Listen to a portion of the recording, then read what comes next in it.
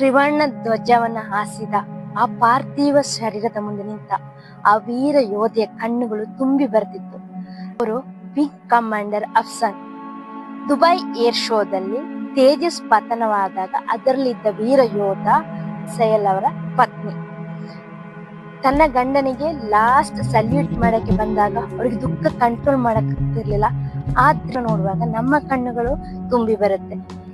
ಒಬ್ಬ ವೀರ ಯೋಧನನ್ನು ನಾವು ಇವತ್ತು ಕಳ್ಕೊಂಡಿದ್ದೀವಿ. ದುಬೈ ಏರ್ ಶೋದಲ್ಲಿ ನಡೆದಂತಹ ಘಟನೆ ಈ ದೇಶಕ್ಕೆ ಒಂದು ರೀತಿ ಶಾಕ್ ತಂದಿದೆ. ಯಾವ ಕಾರಣಕ್ಕೆ ಆ ತೇಜಸ್ ಯುದ್ಧ ವಿಮಾನವಾದ ತೇಜಸ್ ಪತನವಾಯಿತು ಅಂತ ಇನ್ವೆಸ್ಟಿಗೇಷನ್ ನಡೀತಾ ಇದೆ. ಏನೇ ಆಗ್ಲಿ, soldier never dies, they just fade away ಅಂತಾರೆ. ಹಾಗೆಯೇ ಈ ವೀರ ಯೋಧ ಕೂಡ ನೀಲಿ ಆಕಾಶದಲ್ಲಿ ಕಣ್ಮರೆಯಾಗಿದ್ದಾರೆ ಅಷ್ಟೇ. ಆದ್ರೆ ಅವರನ್ನು ಈ ನಮ್ಮ ಭಾರತ ದೇಶ ಎಂದೆಂದು ಸದಾ ಸ್ಮರಿಸ್ತದೆ. ಅವರ ಕುಟುಂಬಕ್ಕೆ ಅವರ ಕಣ್ಣೀರಿಗೆ ನಾವು ಎಷ್ಟು ತಲೆಬಾಗಿದ್ರು ಅದು ಸಾಕಾಗಲ್ಲ.